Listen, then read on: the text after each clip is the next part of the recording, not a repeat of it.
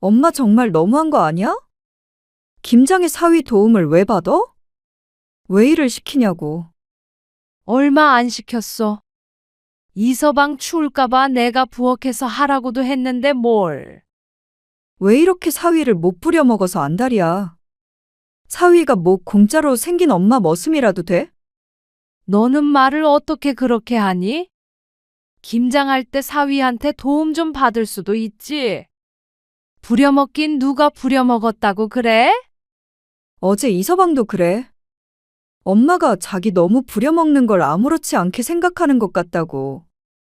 오늘 이야기 속 주인공은 65세 심재숙 씨입니다. 그리고 그녀의 딸과 사위에 관한 이야기이죠. 심 씨는 애 봐준 공 없다는 말을 몸소 깨닫게 되었습니다. 2년간 어린 손주를 거의 매일 봐줬는데 1년에 한 번씩 하는 김장도 못 도와주겠다는 딸과 사위가 어처구니 없었습니다. 부모는 희생해도 되고 자신들은 조금의 손해도 보고 싶지 않다는 딸과 사위. 그러면서 김장할 때 사위를 부려먹지 말라고 얼마나 난리를 치던지 심 씨는 혼이 나가는 기분이었습니다. 며느리가 시집에서 김장 돕는 건 당연하게 생각하면서 사위는 뭐가 그렇게 달라서 백년 손님을 운운하며 눈치를 봐야 하는 것인지 몰랐습니다. 이게 다 딸이 친정엄마를 업신여겨서인 듯 했습니다. 그렇다면 심씨 또한 딸과 사위가 자신을 부려먹는 걸 참을 이유가 없었습니다. 심씨가 없으면 당장에 손주를 봐줄 사람이 없을 텐데 무슨 배짱으로 심씨를 이렇게 서운하게 하는 것인지 몰랐습니다. 손주를 돌봐주는 걸 끊은 뒤에야 후회할 테죠. 하지만 심씨는 마음을 독하게 먹었습니다. 고마운 줄 모르고 부모를 부려먹는 딸과 사위에게 가르침을 주기로 했습니다. 심씨는 딸이 하나, 그리고 아들도 하나 있었습니다. 아들은 1시간 정도 거리에서 혼자 살면서 직장을 다녀 만날 일이 많지 않았고, 딸 김수연은 30 후반으로 심씨와 멀지 않은 거리에 살고 있었습니다. 거리가 가까운 것도 있지만 심씨가 손자를 봐주고 있어서 더 가깝게 지낼 수밖에 없었습니다. 엄마, 홍제 좀 봐줄 수 있어? 어린이집 끝나고 몇 시간만 데리고 있어주면 되는데. 어느 날 딸이 심씨에게 부탁을 해왔습니다. 손자가 어렸을 때는 딸이 휴직을 해서 키웠는데 돌이 지나면서 어린이집에 보냈고 딸은 복직했습니다. 안사도는 워낙 멀리 살아서 애초에 부탁할 수도 없었고 사람을 알아본다고 하더니 그게 잘 안 된 모양이었습니다. 나도 봐주고 싶은데 어떻게 그러냐. 이 나이에 손주 봐줬다가는 허리 부러져. 손자를 봐달라고 하니 난감했습니다. 그리고 아르바이트를 하고 있기도 해서 곤란했습니다. 그리고 엄마 오후에 일하고 있는 거 알잖아. 식당에서 일하면서 소소하게 용돈벌이를 하고 있었는데 그것 때문에라도 안 됐습니다. 그런데 딸이 애를 돌봐주면 돌봄비를 주겠다길래 솔깃했죠. 얼마 줄 건데? 100만 원 정도 줘도 돼? 3시 반부터 7시까지만 봐주면 되는데, 주중에만. 100만 원으로 무슨 애를 보라는 거야? 그럴 거면 그냥 식당 다니는 게 낫지. 식당도 저녁에만 일했는데 120만 원을 받고 있었습니다. 그러니까 심씨가 손해보는 것이었죠. 그래도 애 밥 먹이거나 시킬 필요도 없고, 그냥 7시까지 데리고만 있어주면 되는데, 식당 일보다는 쉽지 않을까? 애를 어떻게 데리고만 있어? 칭얼거리면 안아줘야 되고, 놀아줘야 되고 그런데 150만 원은 줘야지. 150만 원? 딸은 깜짝 놀란 것 같았습니다. 하지만 요새 애 봐주면서 그 정도 돈도 안 받는 사람이 어딨나 싶었습니다. 남이었다면 절대 듣지 않을 부탁이었죠. 그러면 150만 원 드릴게요. 딸은 고민하는 듯 하더니 한숨 섞인 대답을 내뱉었습니다. 심 씨는 그렇다면 딸의 제안이 나쁘지 않다고 생각했습니다. 어쨌거나 딸의 말처럼 식당 일보다는 훨씬 편할 테니 말이죠. 손자도 보고 돈도 버니까 나은 선택인 것 같았죠. 결국 그때부터 심 씨는 오후마다 딸의 집으로 출퇴근했습니다. 다행히 야근이 잦은 직장은 아니라서 6시 반에서 7시 사이에는 딸이 꼬박꼬박 집에 왔습니다. 오늘 별일 없었어?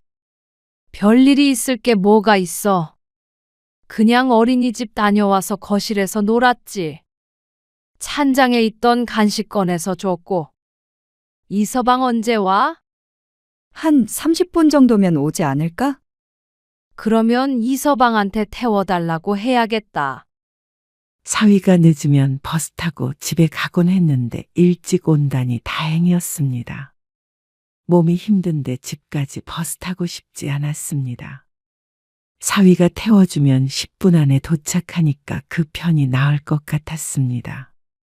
손자는 얌전한 편이라 손은 많이 가지 않았지만 그렇다고 애를 보는 게 쉬운 일은 아니었습니다.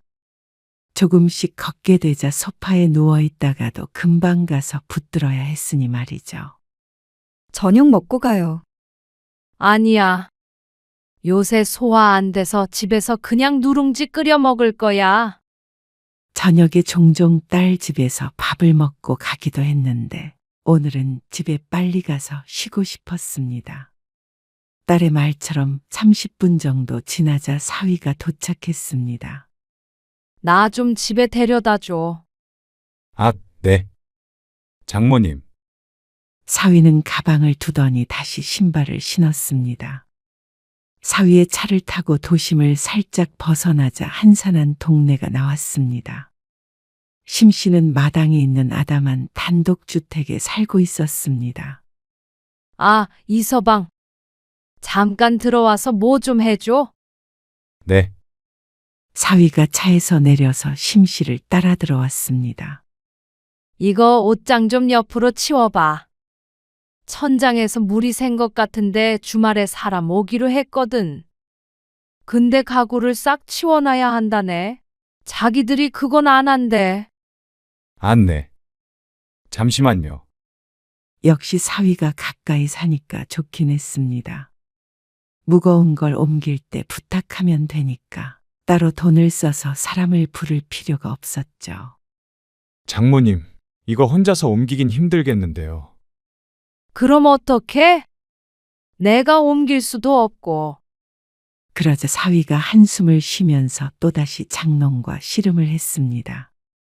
이불 같은 건 미리 빼놓긴 했는데 그래도 무겁긴 할 것 같았습니다. 장모님, 이것도 옮겨요? 그쪽 벽에 붙은 거는 싹 빼놔. 하필이면 가구가 쭉 붙어 있는 쪽이라 사위는 금방 땀범벅이 됐습니다. 이럴 줄 알았으면 옷 갈아입고 오라고 하는 건데. 양복을 입고 있어서 더 그런 것 같았습니다. 저 가볼게요. 가구를 전부 빼놓고 사위가 지친 기색으로 말을 했습니다. 이거 갖고 가. 수고했으니까. 심 씨가 식탁 위에 놓여있던 음료수 상자를 사위에게 건넸습니다. 그러자 사위가 그걸 빤히 내려다봤습니다. 유통기한 지난 거 아니야. 지난번에 나 입원했을 때 그때 옆집 아줌마가 사온 거야. 새 거. 네. 잘 먹겠습니다. 아, 그리고 다음 주에 김장하니까 좀 와. 알겠지? 그러자 사위가 네하고 조용히 대답하고 집을 떠났습니다. 심 씨가 애를 봐준 뒤로는 김장 때마다 딸과 사위를 불러서 같이 했습니다. 동네 사람들 몇몇과 함께 하니까 배추 양이 장난이 아니었는데 힘쓸 사람이 필요해서 오히려 딸은 안 와도 사위는 와야 할 정도였습니다. 다들 참 착한 사위를 뒀다면서 칭찬을 하는 것도 기분이 좋았고 말이죠. 엄마, 사위는 백년 손님이라고 일 잘 안 시키지 않아? 다음 주에 김장에 딸이 와서 말했습니다. 절인 배추가 잔뜩 든 고무 대야를 옮기고 있는 사위를 보니까 안쓰러운 모양이었습니다. 너도 명절에 시집가서 차례상 차리고 하잖아. 김장 때도 가고. 너는 젊은 애가 남녀 평등을 몰라? 우리 차례상 다 사서 지내고 김장은 딱 한 번 갔어. 수육만 먹고 왔고. 그러니까 사위 부려먹지 말라는 말을 돌려서 하는 것 같았습니다. 그러는 엄마는 무슨 죄로 애 봐줘? 사위가 귀하지 않아서가 아니라 장모가 고생하는 걸 알면 사위도 이 정도는 해줄 수 있다고 생각했습니다. 김장이 1년에 한 번밖에 없는 건데 이걸 힘들다고 해서는 안 됐습니다. 아이 얘기가 나오자 딸은 입을 다물었습니다. 그러던 어느 날이었습니다. 이서방, 이번 주 주말에 토요일에 말이야. 잠깐 시간 좀 내줘. 무슨 일 있으세요? 화요일 저녁 일찍 퇴근한 사위의 차를 타고 집으로 돌아가는 길.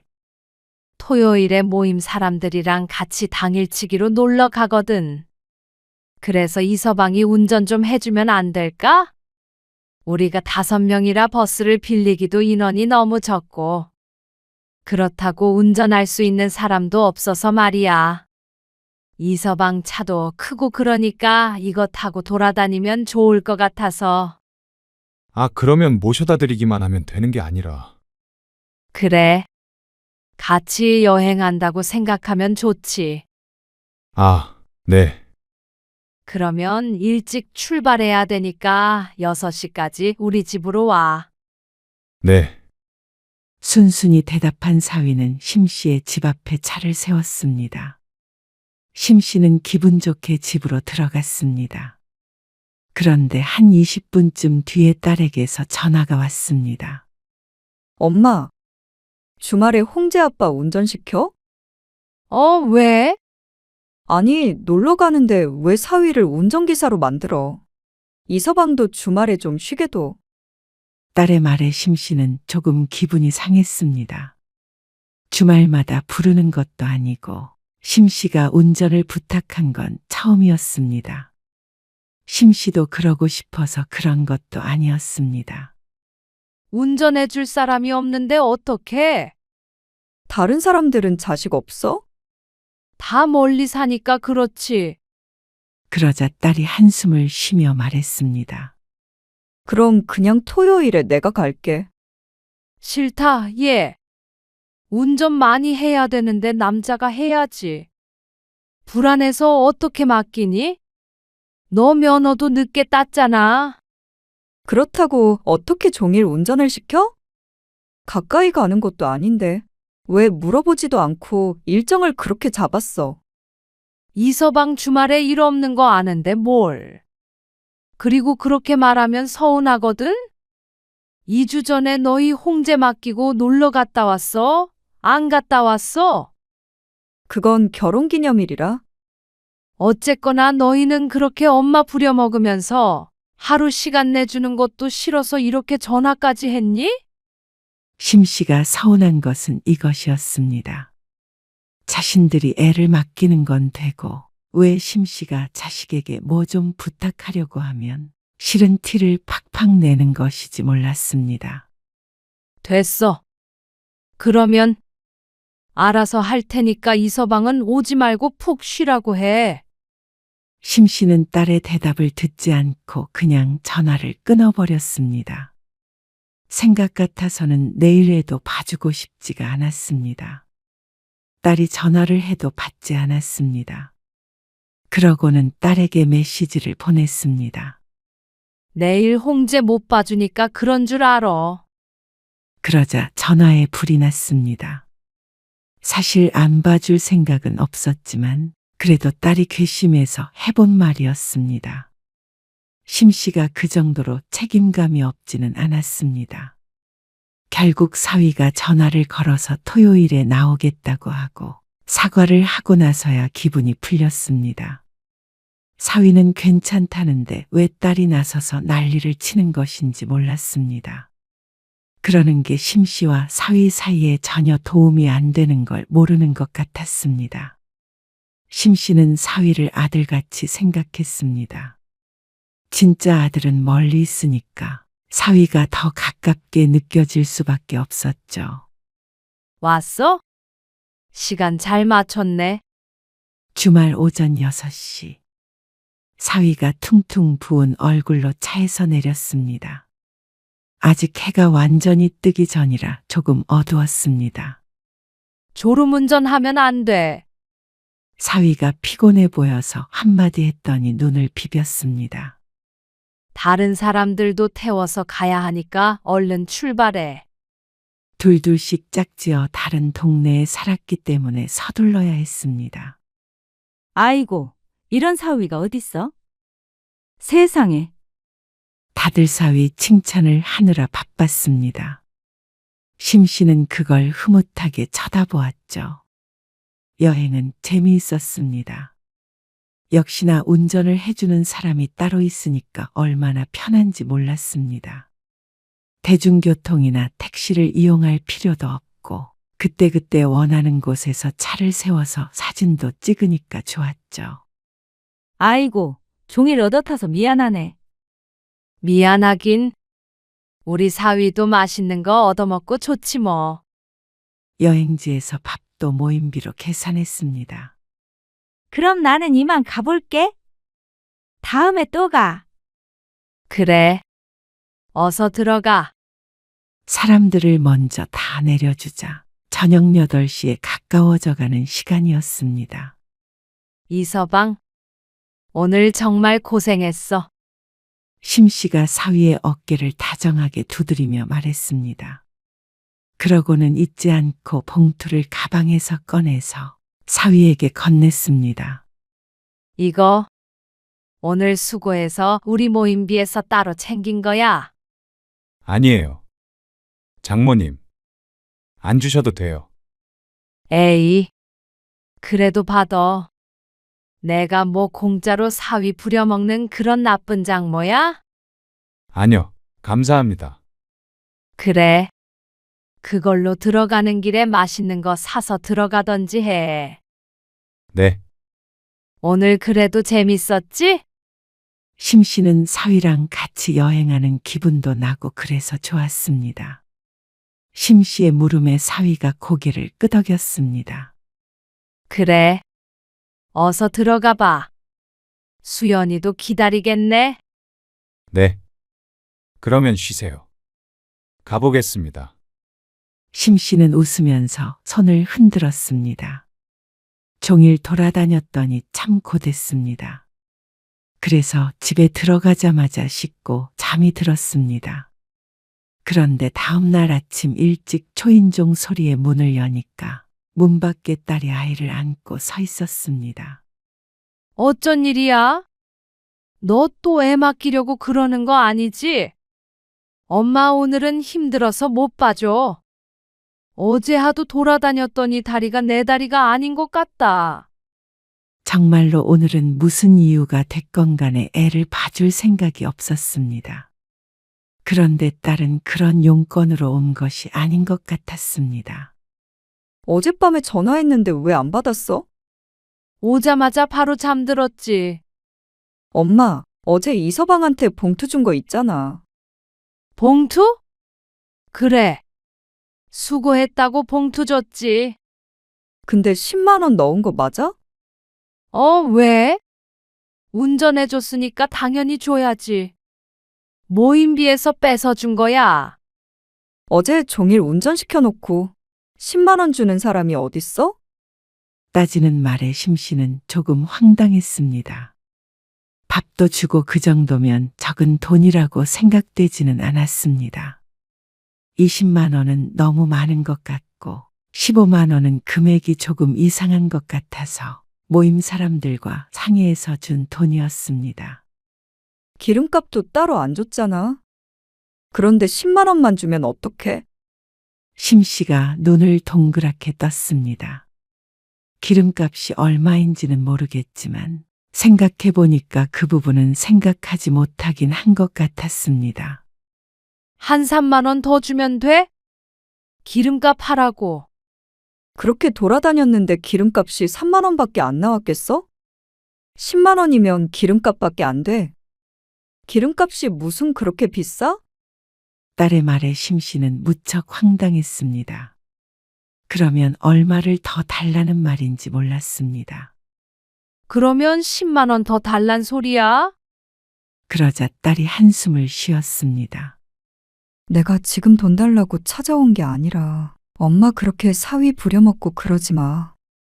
내가 이서방 보기 미안해서 죽겠어. 봉투에 10만 원 들어있는 거 보고 무슨 생각을 했겠어? 내가 민망해서 혼났다고. 이서방이 돈 적다고 뭐라고 해? 아니, 안 하지. 근데 왜 네가 난리야? 매번 딸이 문제였습니다. 아침 점심 맛있는 거 사 먹였어. 그 정도면 됐지? 무슨 돈 바라고 운전했니? 그것도 내가 생각해서 준 거지. 주기로 한 것도 아니잖아. 엄마는 우리 홍제 봐주면서도 돈 계산 정확하잖아. 그리고 남들보다 많이 받고. 그 말에 심 씨도 발끈할 수밖에 없었습니다. 누가 그러니? 내가 많이 받는다고. 원래대로라면 그거의 2배는 받아야 돼. 딸이라고 기껏 봐줬더니 2배? 그럼 오후에만 몇 시간 보고 300 받아간다는 소리야? 그게 말이 돼? 왜 이렇게 말끝마다 빈정을 상하게 하는지 몰랐습니다. 말이 그렇다는 거지. 진짜로 300만 원을 달라고 한 것도 아니었는데 말이죠. 너 이러면서 무슨 돈 받으러 온 게 아니야? 심 씨는 가방을 뒤져서 지갑을 꺼냈습니다. 거기에서 5만 원짜리 2장을 꺼내서 딸에게 쥐어줬습니다. 자, 이제 됐지? 기름값 해. 내가 살다 자식이 부모 위해 운전 좀 해줬다고 돈 받아간다는 소리는 처음 들어본다. 그것도 20만 원씩이나. 그런데 딸은 한숨을 쉬었습니다. 그런 말이 아니잖아. 그런 말이 아니긴. 돈 때문에 이 아침부터 애까지 데리고 이렇게 온 거 아니야? 아니야. 이서방 피곤해하는 것 같아서 홍제랑 키즈카페 가려고 나온 거야. 나온 김에 들른 거고. 겉봐. 이서방 피곤해한다고 눈치 주는 거잖아. 아니, 됐어. 갈게. 딸은 더 이상 대화할 가치도 없다는 듯이 고개를 절레절레 흔들었습니다. 그러니까 심 씨도 기분이 상할 대로 상해서 대꾸도 안 했습니다. 평소 같았으면 손자한테 아는 척이라도 할 텐데 쳐다도 안 봤죠. 딸이 돌아가고 나서도 화가 나서 사위에게 전화를 걸었습니다. 네. 장모님, 자고 있었는지 사위가 잠긴 목소리로 전화를 받았습니다. 이서방 생각엔 10만 원이 부족해? 심 씨가 다짜고짜 묻자 사위가 당황해했습니다. 아니요. 챙겨주셔서 감사합니다. 역시나 딸이 지 혼자 생각하고 지 혼자 엄마가 못마땅해서 찾아온 것 같았습니다. 내가 무서워서 사위한테 부탁도 못 하겠어. 아니에요. 장모님, 홍제 엄마가 뭐라고 했어요? 참나. 내가 이서방 부려먹는다고. 그러지 말라잖아. 기름값도 안 줬다고. 심 씨는 사위에게 하소연을 했습니다. 사위는 심 씨를 위로하며 말했습니다. 홍제 엄마가 진심으로 한 말은 아닐 거예요. 죄송해요. 얄미운 딸보다는 그래도 사위가 낫다 싶었습니다. 나도 힘들지 않아서 홍제 봐주는 거 아니잖아. 근데 가족이니까, 내 자식이니까 서로 희생하는 부분이 있어도 어쩔 수 없었던 거지. 네. 알죠. 그때는 그렇게 안 된다는 거 억지로 부탁하더니 내가 뭐 좀 해달라고 할 때마다 이렇게 쫓아와가지고 뭐라고 하니까 내가 속상해 안 속상해? 속상하시겠죠. 죄송해요. 운전하는 거 안 힘들었어요. 그래. 내가 이서방 아들처럼 생각하는 거 알지? 네. 그럼요. 사위와 통화를 마치자 그래도 조금 마음이 풀어졌습니다. 딸은 그날 이후로 사위와 무슨 얘기를 했는지, 심씨가 사위를 불러 문짝을 고쳤을 때도, 텔레비전이 고장나서 내다버릴 때에도 딸은 별말을 하지 않았습니다. 너 감기 걸렸어? 딸이 먼저 퇴근해서 저녁을 차리고 있었습니다. 오늘은 저녁을 먹고 가려고 소파에 앉아서 밥이 다 될 때까지 텔레비전을 보고 있었습니다. 그런데 부엌에서 자꾸만 기침 소리가 났습니다. 으슬으슬한 것 같더니 감기 기운이 있나 봐. 찌개에 침 안 튀게 해. 나이 들면 감기만 걸려도 온몸이 아파. 알았어요. 아참. 다음 주에 김장할 거야. 그러자 딸이 부엌에서 나와 봤습니다. 김장? 해야지, 우리도. 토요일 새벽에 와. 오래 절여야 되니까. 알겠어요. 올해는 더 많이 할 거야. 원래 많이 했잖아. 식구도 얼마 없는데 왜 자꾸 늘려? 네 이모도 보내달라고 그러고, 동네 사람들도 좀 나눠주고 해야지. 그러자 딸이 한숨을 쉬었습니다. 그냥 각자 먹을 거 자기가 하면 안 돼? 너는 내가 왜 이렇게 정이 없어? 원래 김장은 다 같이 하고 다 나눠 먹고 하는 거야. 그런데 딸의 감기가 심상치 않아 보인다고 생각했는데 그 다음 주에 탈이 났습니다. 우리 다 감기 걸려서 고생 중이야. 얘 그래도 김장에는 와야 해. 홍재도 아파서 오늘 오전에 병원 다녀왔어. 목요일에 받은 전화였습니다. 이서방은? 이서방도 훌쩍거려. 걱정이었습니다. 이러다가 김장에 못 온다고 하면 지장이 컸습니다. 약 부지런히 먹어. 토요일에는 꼭 와야 하니까. 알았어. 그런데 금요일 밤 결국 딸에게서 못 올 것 같다는 말을 들었습니다. 건강관리를 좀 잘하지. 왜 하필이면 김장하는 날에 이러는지 몰랐습니다. 김장하기 싫어서 꾀병이라도 부리나 싶었습니다. 너는 못 와도 이서방은 와야 해. 이서방도 몸 안 좋대. 심한 거 아니면 웬만하면 오라고 해. 그 고무통이랑 그런 걸 어떻게 여자들끼리 옮겨? 지훈이 오라고 하면 안 돼? 그러면 일찍 말했어야지. 어떻게 당장 내일 아침에 오라고 해? 가깝지도 않은데.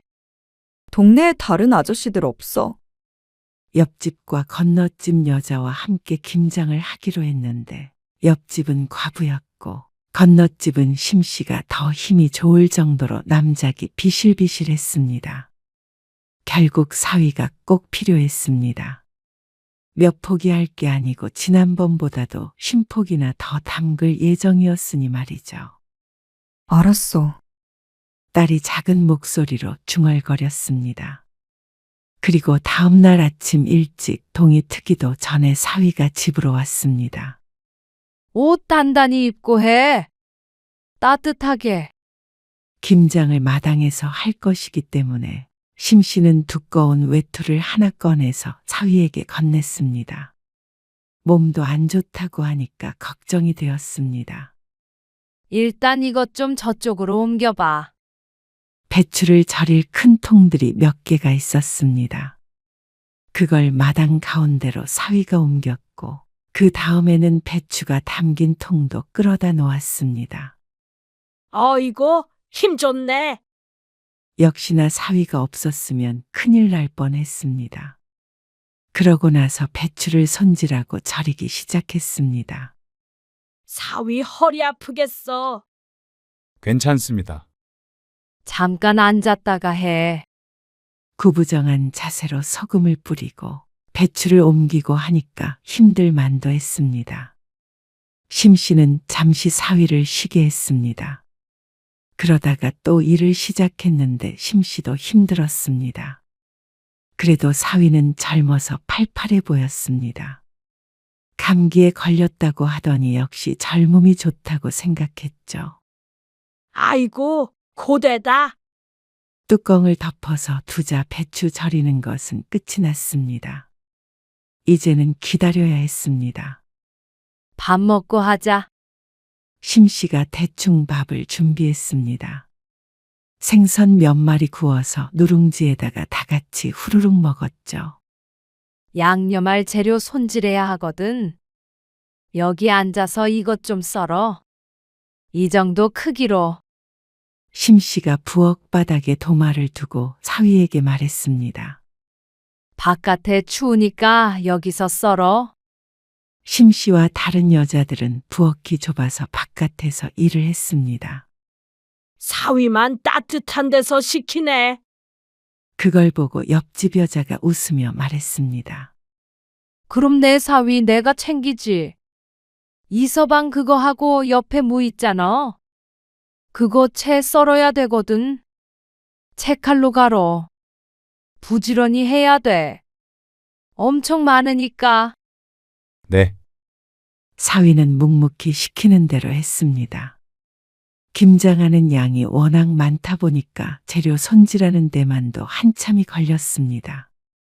중간에 점심도 또 된장국 말아서 먹고 배추 뒤집고 전쟁 같았습니다.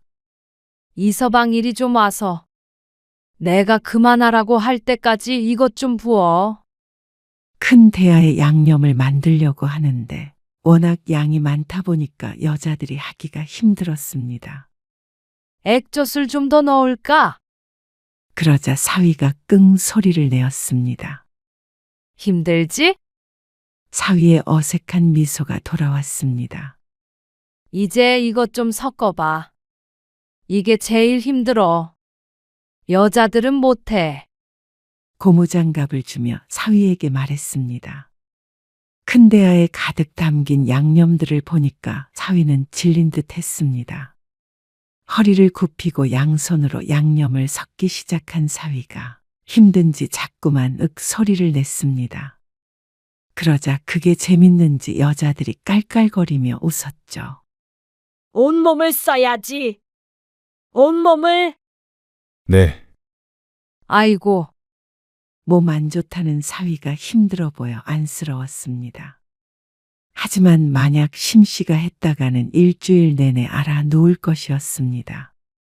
한참을 양념을 비비고 사위는 바닥에 주저앉았습니다.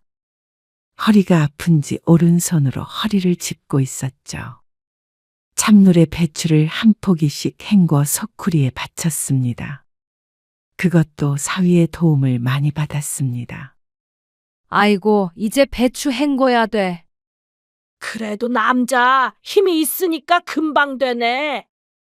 사위가 무거운 배추를 들어 올리고 여자들이 수도가에 앉아서 물로 헹궜습니다. 배추를 다 씻는 데만 시간이 한참 걸렸습니다. 아이고, 얼른 해야겠다. 이제 배추에 양념을 넣는 일이 남았습니다. 이 많은 배추를 다 하려면 또 몇 시간 걸릴 것이었습니다. 그렇게 또 한참 후 김장을 다 끝냈을 때는 해가 떨어진 지 오래였습니다. 마당에 불이 환하게 켜져 있었습니다. 너무 많이 한 것 같긴 해. 다음엔 좀 줄여. 힘들어 죽겠다. 허리가 아플 만도 했습니다. 다들 허리를 두드리고 있었고 사위도 녹초가 된 것 같았습니다. 그래도 가지런히 놓인 김치통들을 보니까 뿌듯했습니다. 이서방 마당 좀 정리해야겠다. 통들 전부 씻어가지고 저기에다가 엎어놔. 그럼 우리는 가볼게. 여자들이 김치를 챙겨갔고 심씨가 사위와 함께 마무리를 했습니다. 마당도 좀 쓸어주고. 심씨도 자잘하게 정리할 게 많았습니다. 그렇게 한참 청소를 하자 늦은 시간이 됐습니다. 김치 몇 통 줘? 저희는 2통만 가져오라고 했어요. 그래. 먹고 또 가져가서 더 먹어.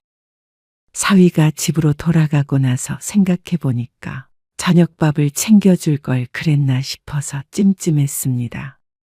그런데 사위도 집에 가서 편히 먹는 게 낫겠거니 생각했죠. 그리고 다음날 아침 늦게 일어났습니다. 온몸이 두드려 맞은 듯 아팠습니다. 추운 데서 중노동을 했더니 그런 모양이었습니다. 이 씨는 점심쯤이 되어서 돼지고기를 삶기 시작했습니다. 엄마, 나왔어. 그리고 조금 있자 아들이 왔습니다. 왔어? 오느라 힘들었지. 아니, 수육했어? 했지. 얼른 앉아. 김장 잘했어? 엄청 많이 했다며? 잘했어. 네 매형이 와서 다행이지. 오, 맛있는데? 심 씨는 어제 담근 김치와 삶은 돼지고기를 맛있게 먹는 아들을 보며 뿌듯한 미소를 지었습니다. 갈 때 한 통 가져가. 그러자 아들이 고기를 끄덕였습니다. 어제 친구들 만나서 술 많이 마셨어? 아니, 많이는 아니고 적당히 먹었어. 많이 먹었으면 오늘 못 왔지. 아들과 대화를 나누고 같이 밥을 먹고 있는데 초인종 소리가 들렸습니다. 누구지? 올 사람이 없는데. 마당으로 나가봤더니 대문 밖에 사위가 서 있었습니다. 어쩐 일이야? 김치 더 가져오라고 그래? 아니요. 어제 잠바를 두고 가서요. 그런데 사위는 집 안으로 들어오더니 심 씨의 아들을 보고 멈칫했습니다. 매형, 오셨어요? 사위가 아들과 식탁을 번갈아 보았습니다. 어쩐지 심 씨는 찔리는 기분이 됐습니다. 어제 같이 먹을 시간이 없었는데 그래도 김장 후에 수육도 안 먹은 게 마음에 걸렸습니다. 옆집이나 건너집도 집에서 먹겠다고 해서 더 기회가 없었습니다. 이서방도 앉아서 한입 해. 아니에요. 홍제 엄마가 밥하고 있어서요. 그럼 돼지고기 삶아서 어제 담근 김치에다가 먹어. 아주 맛있네. 네. 사위가 돌아섰고 심 씨와 아들이 인사를 했습니다. 매형 왠지 얼굴이 안 좋은데. 아프대. 어제보다도 상태가 안 좋아 보이긴 했습니다. 걱정되는 마음에 있다가 전화해 봐야겠다고 생각하고 까먹고 있었습니다. 아들이 저녁까지 먹고 돌아갔고 딸에게서 전화가 왔습니다. 엄마, 지훈이 왔었다면서? 왠지 그 얘기를 할 것 같았습니다. 왜? 엄마 정말 너무한 거 아니야? 지훈이 못 온다면서 돼지고기 먹으러 올 시간은 있대. 어제는 왜 안 온 거래? 왜 안 오긴? 일 때문에 바빠서 못 온 거지. 토요일에 걔가 무슨 일을 해? 사실 친구들과 약속 때문에 못 온 것이긴 했지만 그렇게 말했다가는 또 딸이 난리를 칠 것 같아서 둘러댔습니다. 근데 딸은 화가 단단히 난 것 같았습니다. 지금 이서방 응급실에서 수액 맞어. 뭐? 정말? 어제 얼마나 일을 시켰으면 그래? 얼마 안 시켰어. 이서방 추울까봐 내가 부엌에서 하라고도 했는데 뭘. 심 씨는 다소 억울했습니다. 그래도 이서방 건강을 신경을 많이 썼는데 말이죠. 그래놓고는 김장한 거는 고기까지 삶아서 아들 먹이고 맨날 아들 같다고 하더니 어떻게 사람을 그렇게 비참하게 해? 이서방이 얼마나 서러웠겠어? 그걸 그새 가서 말했어? 지금 그게 중요해? 누구는 새벽부터 밤까지 종일 머슴처럼 일하고 누구는 편하게 먹기만 하고. 그건 정말 아니야. 시어머니가 날 그렇게 취급했다고 생각해봐. 뭐? 네 시어머니가 그랬어? 아니, 우리 시어머니는 엄마처럼 그렇게 안 해. 왜 이렇게 사위를 못 부려먹어서 안달이야? 엄마 아들은 아까워서 일도 안 시키면서.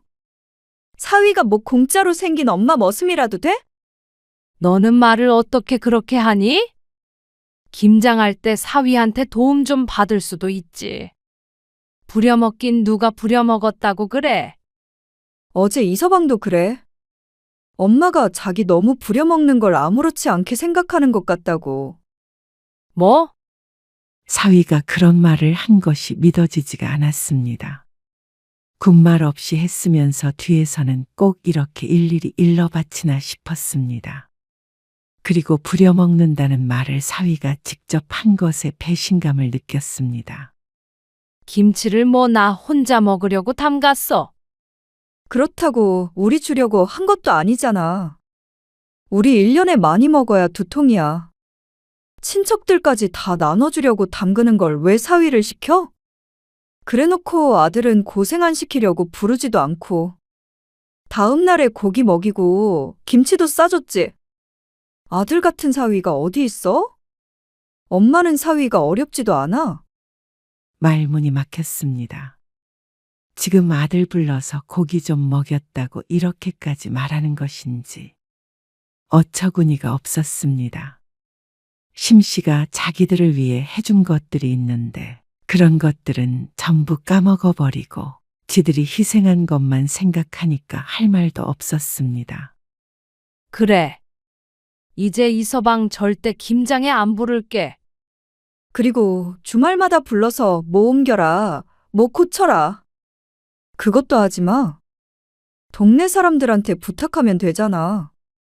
심씨는 말문이 막혔습니다. 제발 이서방 좀 괴롭히지 마, 어? 심씨는 화가 나서 대꾸했습니다. 그래. 안 부른다고. 대신에 나도 내일부터 애 안 봐줄 테니까 그런 줄 알아. 그러자 딸도 말이 없었습니다. 거친 숨소리만 귓가에 울렸습니다. 심씨가 화난 만큼 딸도 화가 난 것 같았지만 이해할 수 없었습니다. 안 그래도 아픈데 김장 때문에 응급실에 간 것 같아서 걱정이 됐었는데 사위 걱정은 안 해도 될 것 같았습니다. 지금 내가 몇 마디 했다고 애 안 봐주겠다고 협박하는 거야? 딸은 기가 막혀야 할 사람이 누군지 모르는 것 같았습니다. 그래. 알았어. 이제 오지 마. 나도 엄마한테 150만 원씩이나 줘가면서 맡길 마음 없어. 이제. 뭐? 내가 그때도 말했지. 2배는 더 줘야 된다고. 어린애 돌보는 게 얼마나 힘든지 몰라서 그래. 그러니까 서로 피해자라고 생각하는 것 같으니까 안 맡기겠다고. 그래. 마음대로 해라. 심씨는 거칠게 전화를 끊었습니다. 이래서 애 봐준 공없다고 딸은 자기는 아쉬울 것 없다는 태도였습니다. 심씨는 다음 날 정말로 딸의 집으로 가지 않았습니다. 그런데 딸도 전화 한 통 없었습니다. 독한 기집애. 못 이기는 척전화 한 통이라도 했다면 심씨도 손자를 봐주러 갔을 것이었습니다. 심씨가 아니면 봐줄 사람을 당장 구하기 힘들 테니 말이죠.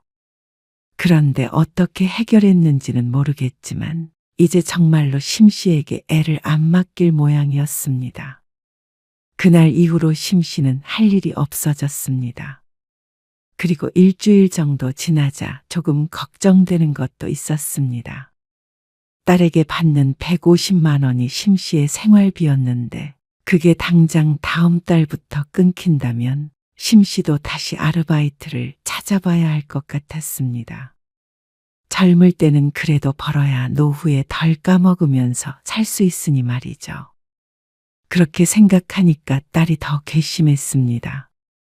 멀쩡히 잘 다니던 식당도 그만두게 하더니 이제 와서 갑자기 이렇게 나 몰라라 하나 싶었죠. 한 달이 지나자 심씨가 못 참고 먼저 딸에게 전화를 걸어보았습니다. 그러니까 받질 않았습니다. 답답한 마음에 사위에게 전화를 걸었습니다. 그러자 신호음이 한참 울리더니 사위가 전화를 받았습니다. 이서방. 네. 장모님, 지난번에 말이야, 김장하고 나서 병원 갔다면서? 아, 네. 아이고, 젊은 사람이 비리비리하게 하니, 내 말은. 고생했다, 이 말이지. 미안한 마음에 주저리 아무 말이나 나왔습니다. 이제 몸 좀 괜찮아? 한참 지났는데요. 뭘? 다른 게 아니고. 홍제는 어떻게 했어? 누가 봐줄 사람이 있는 거야? 아, 애엄마가 도움이 있었어요. 어이고, 금방 구했네. 어색한 침묵이 흘렀습니다. 계속 그렇게 사람 쓰려고 그래. 어떤 사람인지도 모르고 사람 쓰기 싫다고 그랬잖아. 이제 어쩔 수 없죠. 근데 잘 봐주셔서 괜찮아요. 애를 잘 봐준다는 말에 왠지 모르게 서운한 감정이 들었습니다. 엄마랑 말다툼 좀 했다고 끝까지 굽히지 않고 기어이 도우미를 고용한 딸도 야속했습니다. 심 씨는 최근에 식당 몇 군데를 가보았는데 월급이 너무 적어서 아직 일을 시작하지 않았습니다. 그리고 내심 딸이 다시 연락을 할 줄 알고 기대하고 있었습니다. 그런데 모든 게 다 물 건너간 것 같았습니다. 생각해보면 손자 돌보는 것보다 나은 일이 없었습니다. 내 손자 매일 봐서 좋기도 하고 종일 보는 것도 아니기에 크게 힘들지 않았습니다. 150만 원도 큰 돈이었죠. 내가 다시 봐줄 수도 있는데 돈도 많이 들 거 아니야. 그래서 심 씨가 먼저 은근히 운을 뗐지만 사위가 거절했습니다. 아니요. 괜찮아요. 생각보다 적게 들더라고요. 앞으로는 안 봐주셔도 괜찮아요. 그러면서 사위는 이만 끊겠다고 했습니다. 다른 할 말이 없어서 심 씨는 그냥 그렇게 전화를 끊어야 했습니다. 어쩐지 허탈한 기분이 들었습니다.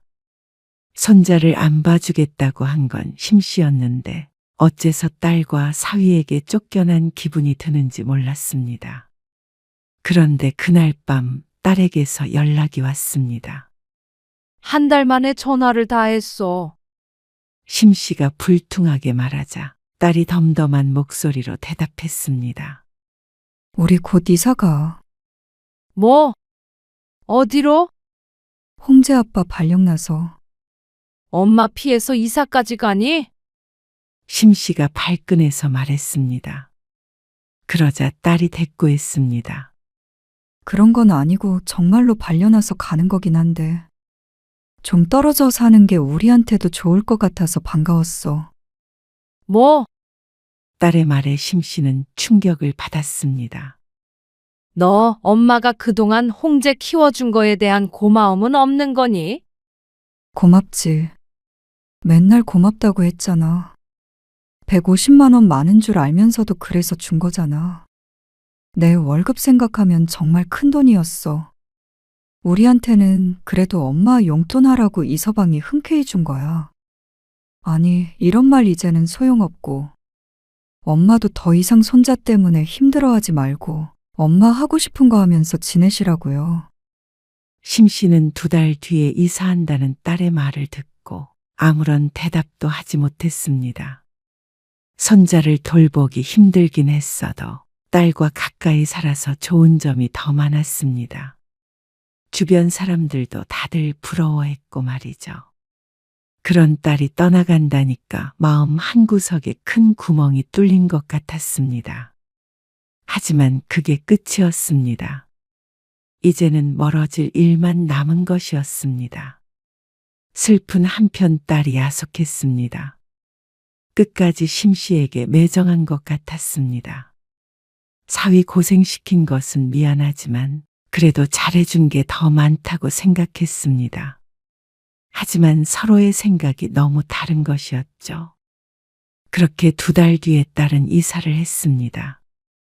자연스럽게 그전과 같이 살 수는 없었습니다. 어쩐지 심 씨는 외로운 기분이 됐습니다. 명절 때는 오겠지만 그래도 외로웠습니다.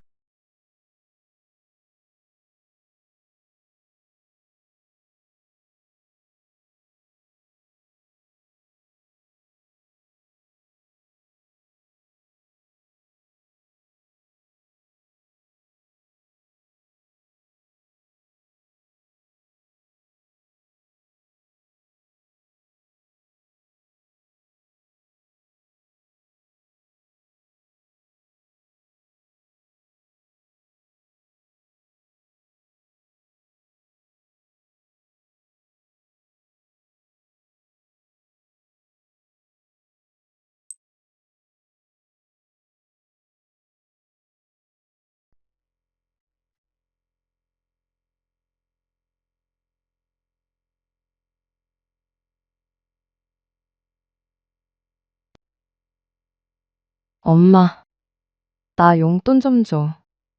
너 그럴 거면 차라리 다시 취업을 해. 어? 그러면 애기 안 가질 거냐고 시어머니가 엄청 뭐라고 하실걸. 너 거기 애 낳으러 갔니? 왜 그런 취급을 받고 살아? 바보야? 내가 너 그러라고 결혼시켰어? 너 박서방한테 말 못하면 엄마가 전화해? 아니, 전화를 왜 해? 내가 애야? 애가 아닌데 왜 자꾸 용돈을 달라고 그러냐고. 엄마가 엄마잖아. 친정엄마가 용돈 좀 못 줘? 그러면 돈 버는 남편이 살림하는 아내 용돈 좀 못 줘? 생활비와 용돈은 별개야. 전업주부라도 당당하게 말할 수 있어야지. 돈 한 푼 마음대로 못 쓰고 어떻게 사니? 그래서 엄마는 이제 나 안 도와주겠다는 거야? 오늘 이야기 속 주인공은 56세 정경욱 씨입니다. 그리고 그녀의 딸에 관한 이야기이죠. 정 씨는 딸을 괜히 결혼시킨 것인가 싶었습니다. 어린 나이에 결혼을 하니까 탈이 났다고 생각했죠. 남들은 다 결혼을 잘 시켰다고 했는데 그건 속 사정을 모르고 하는 소리였습니다. 분명히 능력 좋은 남자와 결혼을 해서 손에 물 한 방울 안 묻히고 살 것 같았던 딸은 전업주부라 돈 쓰는 게 주눅이 든다고 했습니다. 얼마나 사위가 짜게 굴면 그러는지 모르겠지만 친정엄마 입장에선 속상할 수밖에 없었습니다. 그래서 10만 원, 20만 원씩 주게 된 용돈.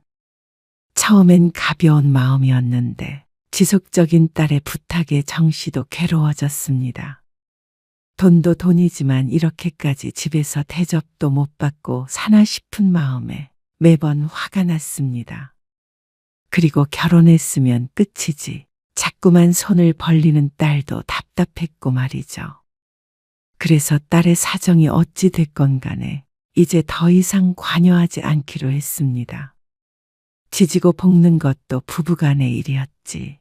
정 씨가 상관할 문제가 아니었습니다. 그런 정 씨에게 딸은 서운하다며 악을 썼습니다. 그래서 정 씨도 극단적인 결정을 할 수밖에 없었죠. 정 씨는 딸이 하나 있었습니다. 딸이 하나라 많은 사랑을 주며 키웠습니다. 어려서부터 공부를 잘했는데 대학을 졸업하고도 계속 공부를 하다가 26에 취직을 했죠. 들어간 직장이 좋은 편이라 이제 딸에 관해서는 걱정은 끝이라고 생각했습니다. 자기 앞가림 잘하다가 30 초중반쯤 결혼하겠거니 생각했죠. 그런데 딸은 취직한 지 1년 만에 갑자기 결혼을 하겠다고 선언했습니다. 결혼을 하겠다고? 딸의 나이가 27이었습니다. 너무나도 이른 나이에 정씨 부부는 놀랄 수밖에 없었습니다. 너 혹시 임신한 건 아니지? 두근대는 가슴을 진정시키며 물었는데 다행히 그건 아니라고 대답했습니다. 안도의 한숨을 쉬고는 정 씨가 본격적으로 딸을 추궁했습니다.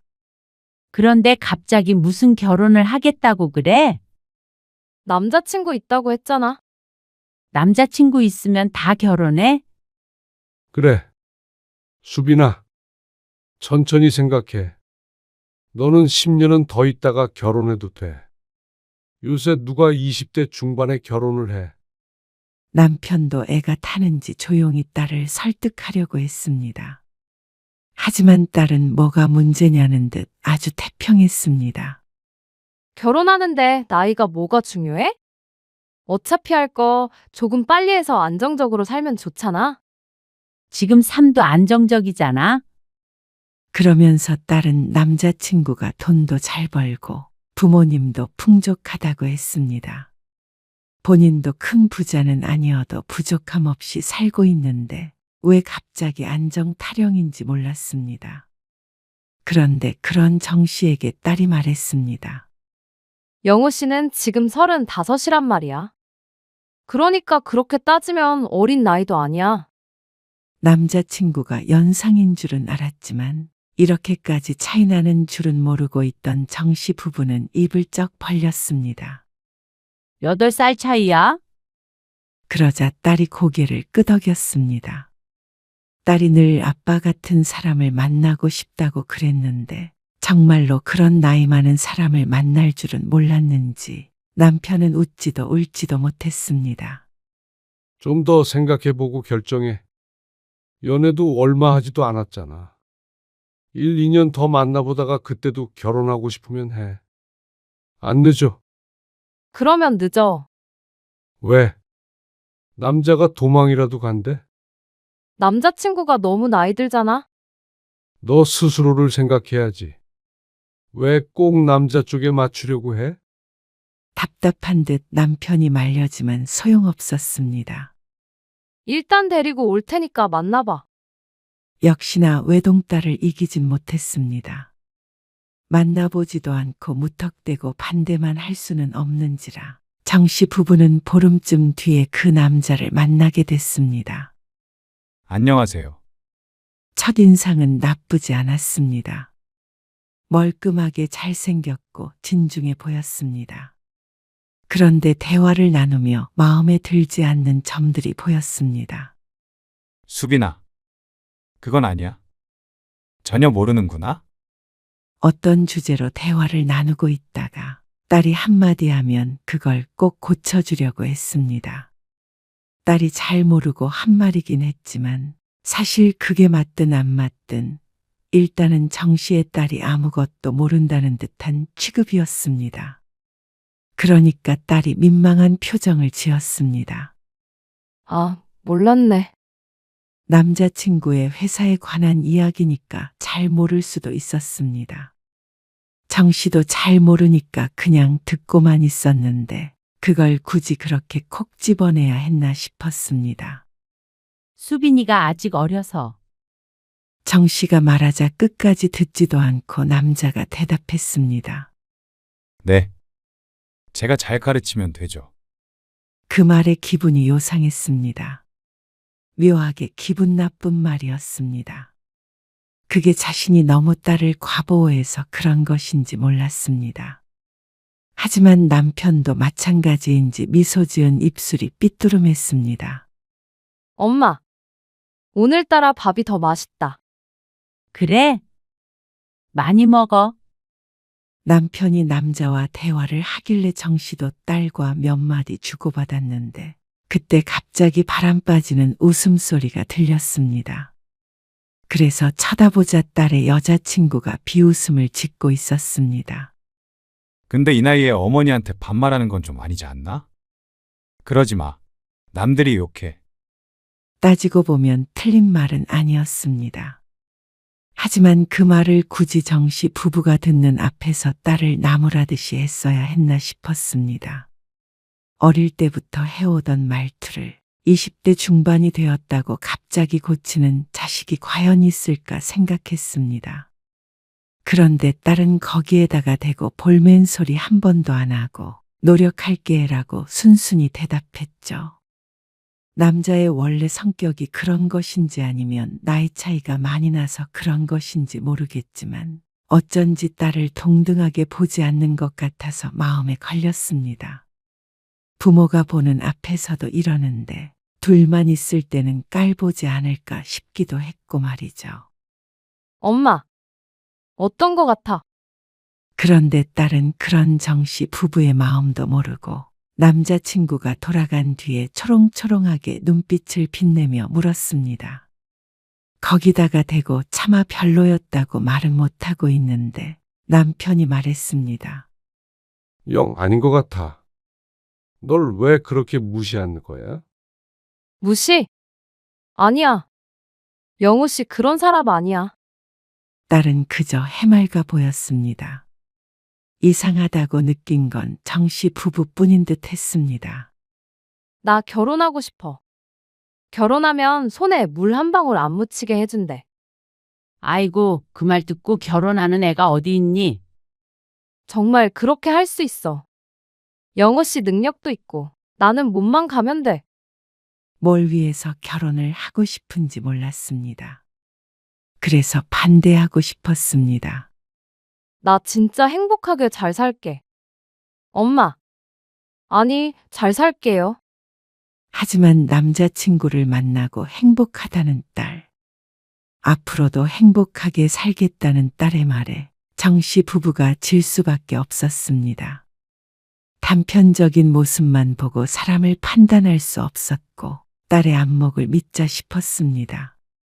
딸의 고집의 결혼은 결국 하게 될 텐데 끝까지 반대해서 축하도 제대로 못 해주고 보내고 싶지는 않았죠. 딸의 말대로 집도 혼수도 전부 남자 쪽에서 하겠다고 했습니다. 정말로 몸만 들어오라는 말에 정 씨는 고개를 저었습니다. 상대방이 얼마나 재력이 있는지는 모르겠지만 딸을 그런 식으로 결혼시키고 싶지 않았습니다.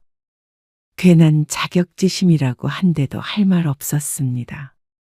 집은 이미 사둔 아파트가 있다길래 정신애가 혼수를 넣었습니다. 자식이라곤 딸이 하나라 그래도 신경을 많이 썼습니다. 그런데 결혼 몇 달 후 정씨는 또 속이 터졌습니다. 나 다음 달부터 회사 그만둬. 뭐? 왜? 어느 날 딸이 주말에 집에 놀러와서 말했습니다. 근데 직장을 그만둔다니 무슨 일인가 싶었습니다. 영호 씨도 그만두고 집에서 편히 쉬라고 그러고. 시댁에서도 애 키우고 하려면 직장 다니면서는 힘들지 않겠느냐고 그러셔서. 직장 다니면서 애를 왜 못 키워? 육아휴직을 해도 되는 거고, 최악의 경우엔 사람을 써도 되는 건데, 내 애기를 왜 남의 손에 맡겨? 아무리 그래도 멀쩡히 잘 다니는 직장을 그런 이유로 그만둬? 너 거기 들어가려고 공부 얼마나 했는데 그래? 아깝지도 않아? 직장에 다니기 시작한 지도 1년이 조금 넘었을 뿐이었습니다. 모아둔 돈도 거의 없을 테고 그래도 살아가려면 내 돈 나올 구석은 있어야 하는 건데 딸이 너무 경솔하다고 생각됐습니다. 돈 부족한 거 아닌데 뭘. 박서방 돈 잘 버니까? 그건 그거고, 너도 네 커리어라는 게 있잖아. 그게 아니더라도 너도 네 용돈 정도는 벌어야 할 거 아니야? 영호 씨 있는데 굳이 나까지 일할 거 있나 싶어서 그래. 손에 물 한 방울 안 묻히게 해준다고 하니까 힘들게 나가서 일하는 게 마음이 안 좋나 봐. 그래도 직장은 다녀야지. 나도 편하게 살고 싶어. 취미생활하고 살림하고. 너 정말 그렇게 살아도 만족하겠어? 남들은 다 그렇게 살고 싶어 하는데 뭘. 딸은 아무렇지도 않은 표정으로 어깨를 으쓱했습니다. 그러면서 정 씨가 너무 심각하게 생각한다며 웃었습니다. 모든 걸 이혼한 뒤에는 어떻게 될까 하는 전제로 생각하면 안 되지. 딸의 말도 틀린 말은 아니었지만 정 씨가 이혼을 염두에 두고 한 말은 아니었습니다. 세상이 변해서 여자도 능력이 없으면 집에서 길을 못 펴는 법이었습니다. 상결례에서 만난 사돈 내외는 기가 세고 전형적인 기성세대 느낌이 났습니다. 그러니까 여자는 집에서 남편 내조나 하며 살아야 한다고 생각했을지도 몰랐습니다. 하지만 그렇기 때문에 더욱더 딸이 직장을 그만두지 말았으면 했습니다. 옛 방식으로 생각하자면 며느리란 시집에서 그리 대접받는 위치는 아니었으니 말이죠. 하지만 똥고집 딸을 누가 말릴까요? 요즘엔 아무리 젊은 여자들이라도 결혼을 잘한 사람들은 전부 일을 그만두고 요가하고 커피 마시면서 시간을 보낸다고 했습니다. 그럴 수 있는 것도 복이라고 했죠. 딸이 공부도 잘했고 직장에 자부심도 있어서 그런 삶을 동경하는 줄도 몰랐습니다. 자기가 그런 삶을 살고 싶다는데 뜯어 말린다고 되질 않았습니다. 결국 딸은 다음 달에 직장을 그만뒀습니다. 그래도 직장을 그만두고 나니까 좋은 점도 있었습니다. 엄마, 이거 맛있지? 요즘 유행하는 케이크래. 딸이 평일 낮에 만나자고 연락을 해왔습니다. 웬 카페에 데려가 줬는데 모처럼 딸과 이런 시간을 보내니 좋긴 좋았죠. 요즘 잘 지내고 있는 거야? 심심하지 않어? 갑자기 일도 안 하고 집에 있으려니까? 집에만 있진 않지. 낮에는 요가도 하고 그래. 영호 씨가 등록해줘서. 그래? 그래도 시간 많을 거 아니야? 그러면 뭐. 책도 보고 그러는 거지.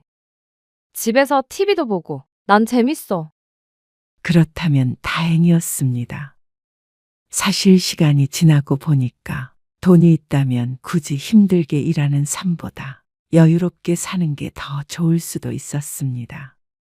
정 씨는 지난해까지 일하다가 그만두고 올해부터는 집에 있었는데 사회생활 한다는 게 쉬운 일이 아님을 누구보다 잘 알고 있었죠.